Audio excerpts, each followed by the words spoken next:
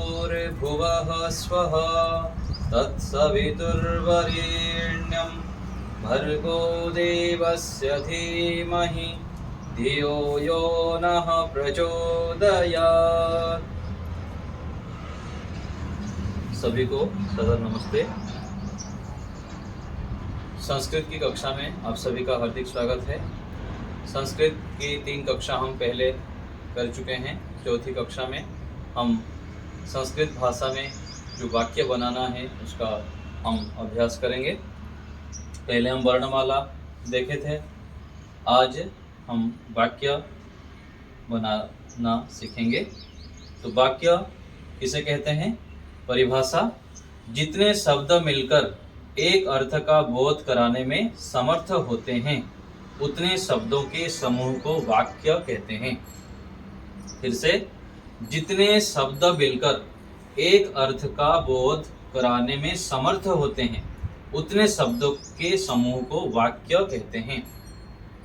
तो कोई भी हम जो व्यवहार में प्रयोग करते हैं तो जब पूरा अच्छे वाक्य अच्छे प्रकार से बोला जाता है तब जाके समझ में आता है, नहीं तो समझ में नहीं आता है। जैसे उदाहरण में हम देखते हैं, यहाँ पर राम वेद पढ़ता है।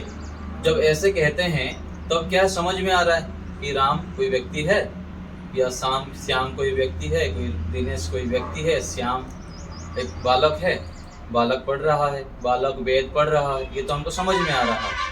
तो ऐसे जब कोई वाक्य हमको अच्छे प्रकार ज्ञान कराए, बोध कराने में समर्थ हो, अर्थ के बोध कराने में, उसको हम वाक्य कहेंगे।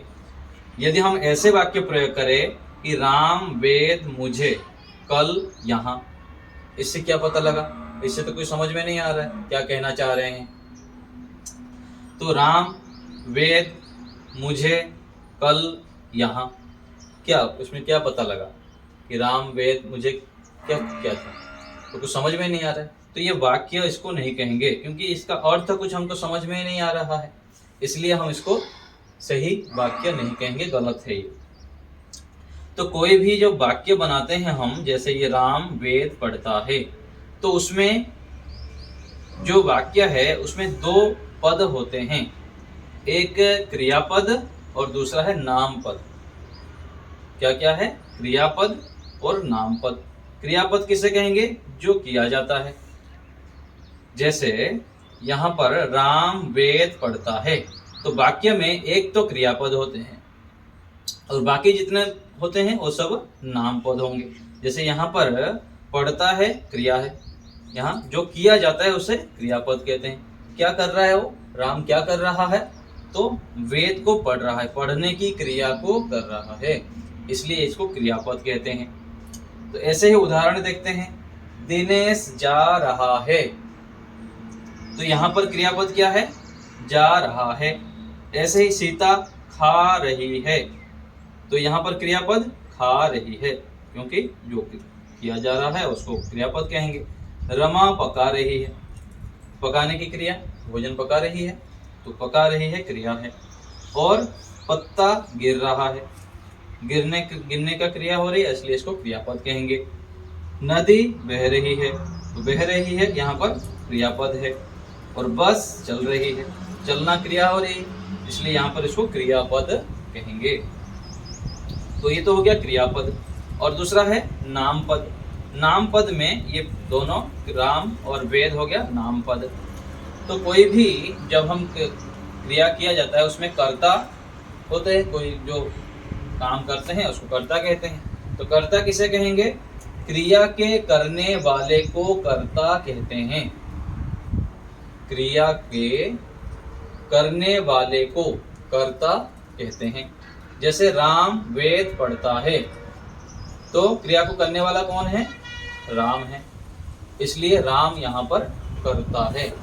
तो कोई भी जब वाक्य बनाएंगे हम, वहां पर देखना होता है क्रिया को, फिर कर्ता को देखना।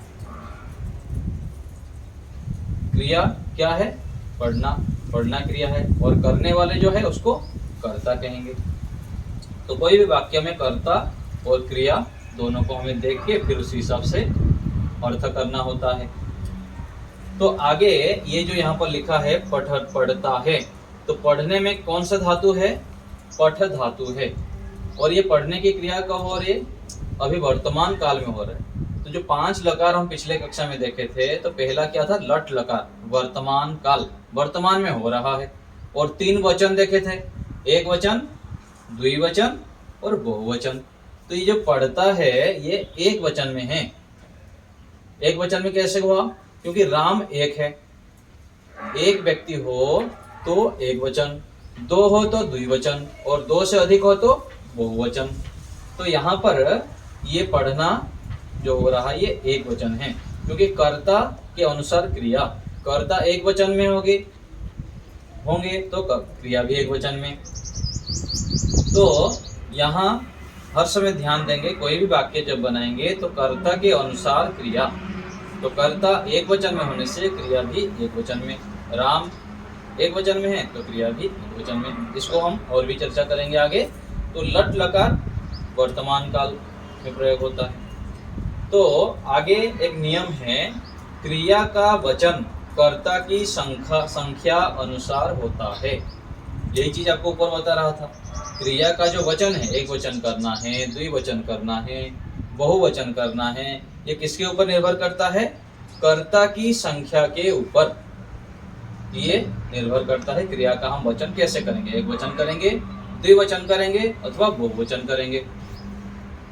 तो यहाँ पर राम एक था, इसलिए पढ़ना भी एक होगा। तो 2 होता तो फिर उसी हिसाब से क्रिया भी हम कर लेते।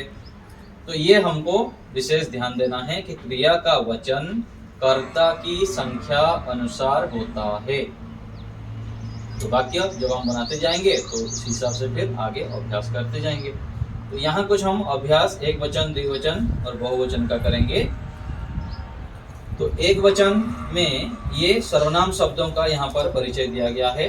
तो सर्वनाम जैसे सह, कल हम वहाँ पर लिखे थे, उसमें शब्दावली में पिछले कक्षा में आप देख सकते हैं नीचे की ओर। तो सह वह, तो वे दोनों, ते वे सब, एक के लिए एक वचन, 2 के लिए द्विवचन और बहुतों के लिए बहुवचन। तो यहाँ पर एक वचन कर्ता होने से क्रिया भी एक वचन होता है। तो सह पठति, तौ पठतः, ते पठन्ति, ऐसे होगा। ये सब करता है, सह तौ ते, ये सब करता है। और ये क्रिया पठति, पठतः, पठन्ति। तो ये एक वचन, द्विवचन और बहुवचन। और आगे हम देखेंगे अगली कक्षा में, तो प्रथम पुरुष, मध्यम पुरुष और उत्तम पुरुष, 3 पुरुष हम देखे थे। संस्कृत में 3 पुरुष होते हैं। तो प्रथम पुरुष में स तौ ते, मध्यम पुरुष में त्वम, युवाम, यूयम और उत्तम पुरुष में अहम, आवाम, वयम। ये हम क्रम से आगे समझेंगे। यहाँ पर इतना ही समझना है कि एक वचन, द्विवचन और बहुवचन। ऐसे ही क्रिया में एक वचन, द्विवचन और बहुवचन। तो पठ धातु में यहाँ पर ये ए व लिखा है, क्या है ये? एक वचन, ये संक्षिप्त रूप लिखा है, जैसे ए और व, जैसे डॉक्टर का डी या लिख देते हैं, ऐसे यहाँ पर एक वचन, द्विवचन, बहुवचन। तो इसको इस प्रकार से आगे हम याद करते जाएंगे। ऐसे ही गम धातु का, ये जैसे पठ धातु है, पढ़ना, धातु जो है अलग अलग क्रियाओं के लिए अलग अलग धातु है। पढ़ने के लिए पठ धातु है, जाने के लिए गम धातु है, लिखने के लिए लिख धातु है, पीने के लिए पीप धातु है। ये क्रम से हम आगे पढ़ते जाएंगे। अभी इतना देखेंगे ये गम धातु के तीनों वचनों में और 3 पुरुषों में, प्रथम पुरुष, मध्यम पुरुष और उत्तम पुरुष। ऐसे ही गम धातु कैसे चलता है रूप? गच्छति, गच्छतः, गच्छन्ति, गच्छसि, गच्छथः, गच्छथ, गच्छामि, गच्छावः, गच्छामः। ऐसे ही लिख धातु का लिखामि, लिखति, लिखतः, लिखन्ति, लिखसि, लिखथः, लिखथ, लिखामि, लिखावः, लिखामः। तो इसको भी आप लोग याद कर सकते हैं। जैसे राम शब्द पिछले प्रकरण में हम बताए थे आपको, राम शब्द आप याद कर रहे हैं।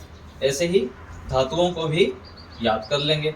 फिर उसका प्रयोग कैसे होता है आगे हम पढ़ते जाएंगे।